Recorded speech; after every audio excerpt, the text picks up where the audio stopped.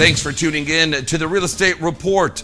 Lots has been happening in the real estate market in Dubai, and we cover all the details in this episode titled March Madness. And we kick off with some of the latest statistics and numbers reported by PropertyMonitor.com. In March, over 12,000 sales transactions have been recorded, and as a result, mortgage volumes have skyrocketed with continued rise in bulk portfolio loans. And yes, you guessed it, off-plan sales continue to dominate, with new project launches on track to reach around 90,000 units in the year 2023.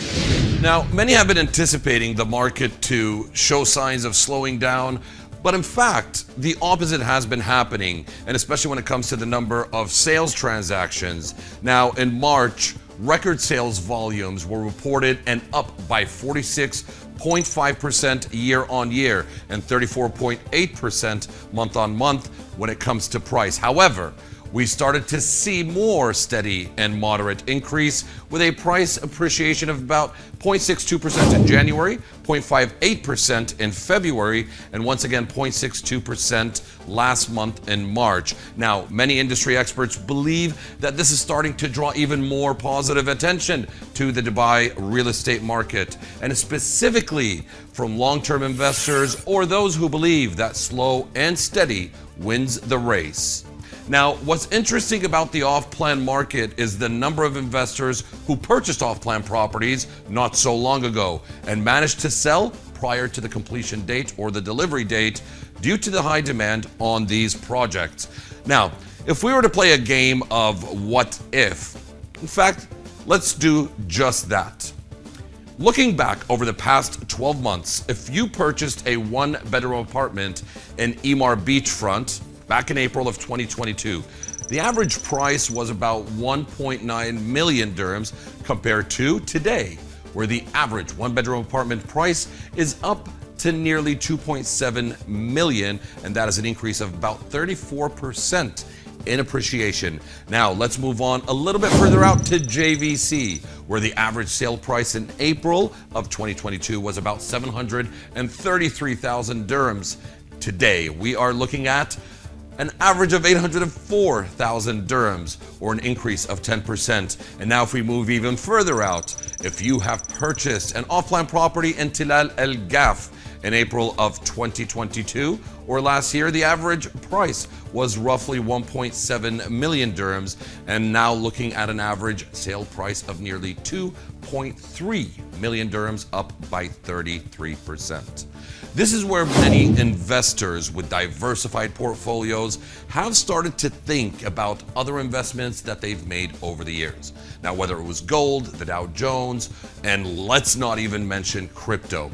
And I've come to the realization or conclusion that not only did the Dubai real estate market yield the highest returns, but also seem to be the most secure. To discuss all this and more will be the COO of PropertyMonitor.com and the head of sales at Axe Capital, coming up after the break, so don't go away.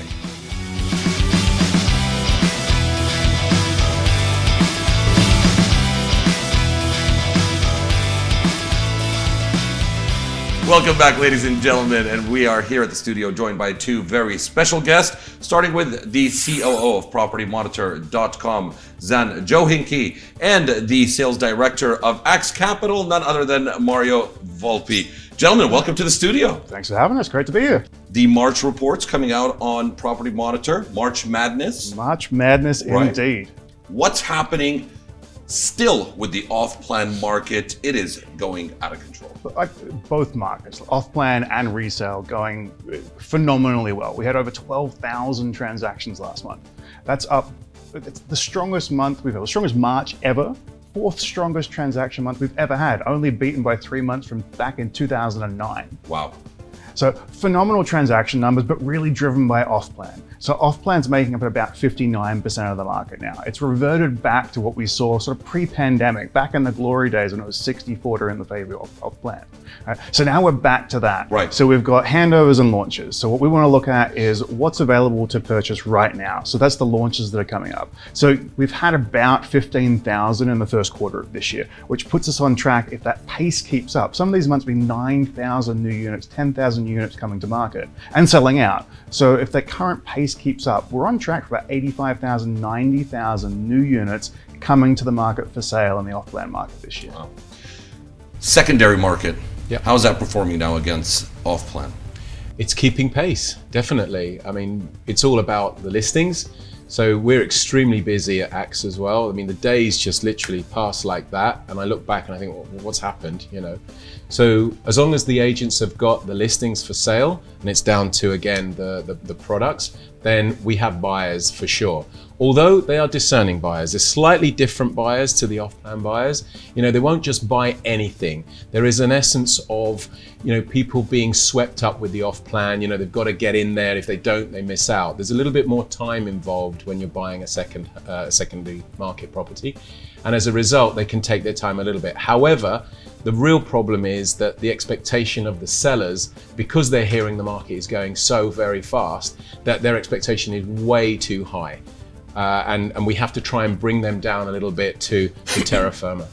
And I think that's been happening more and more. So when the market recovered, sort of it bottomed out end of 2020, sorry. Right. And then we started to see prices appreciate, mainly with the villas and townhouses. And they appreciated rapidly, going up about 35, 40, 50% in some communities. You had sellers that would go, all right, last sales price, add 10%. And they get it. Right? You still have some of those sellers now that Mario and his team deal with that still think they can get that extra 10% on the last.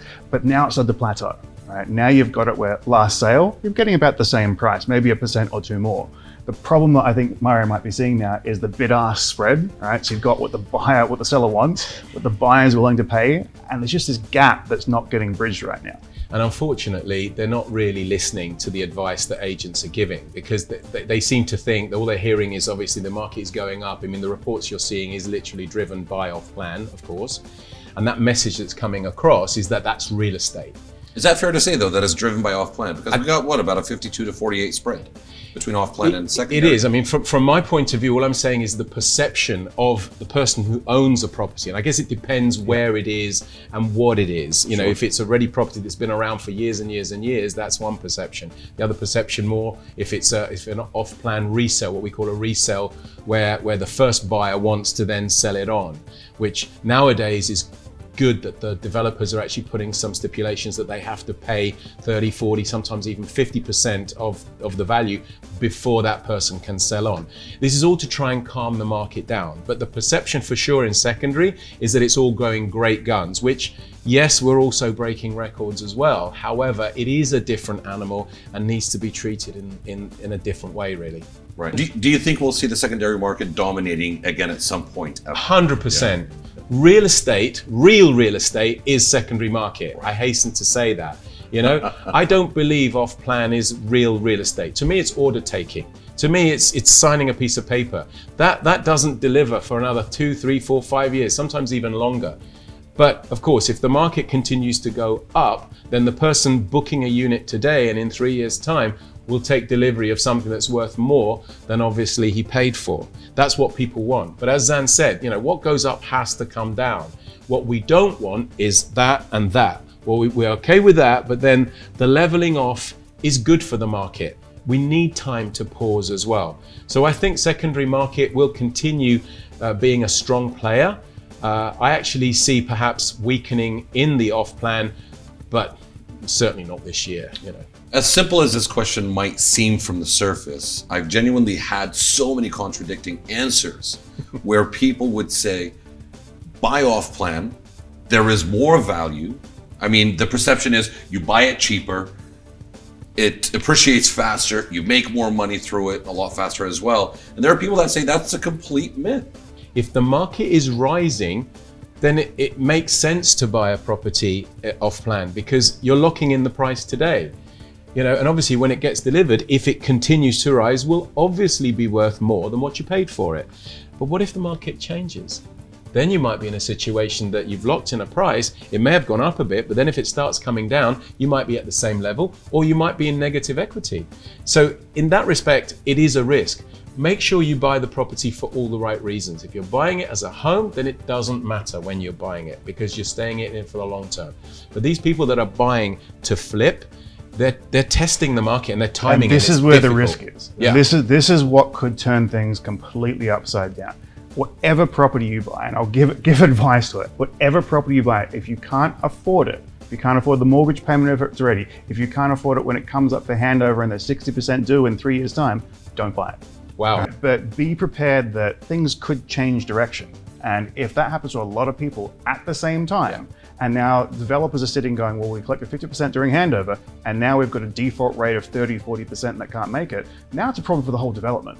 That's what we have to mitigate. RERA has done a great job. Right? There's a whole lot more protections in place now than there was in that last boom and bull market. Right? It's different. There are protections in place, but it's one of those things. Speculation is okay for the market. It's not great. Right? People that want it, the quicker you expect to make money, the more risk there is with it. Buying a property off plan today and then expecting to sell it for a premium within 3 months, given the amount of new launches that are coming, It's difficult. it's a roll of the dice. Buying a property now that's going to be completed in 3 years but selling in 2 years' time, that's realistic. And that's what we've seen happen in the rise of off-plan resales in recent months. How do you think the Saudi market is affecting the UAE real estate market? Net positive, right? People think that could it be a threat to Dubai? Yeah, one day, not anytime soon. Right? It's positive for the region in general that we've got more growth coming in there. There's going to be, Dubai wasn't right for everyone 20 years ago, or 15 years ago, or even 10 years ago.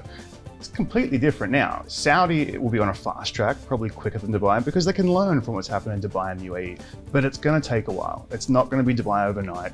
So Dubai is always going to be one step ahead. And obviously the greatest form of flattery is copying. And obviously, you know, visas and all sorts of changes in Saudi is coming for the betterment of everyone, especially the nation there. And a lot of these real estate projects, I don't know, I'm not sure about, to be very honest with you. You know, why would anybody want to live in a straight line, that kind of thing, you know.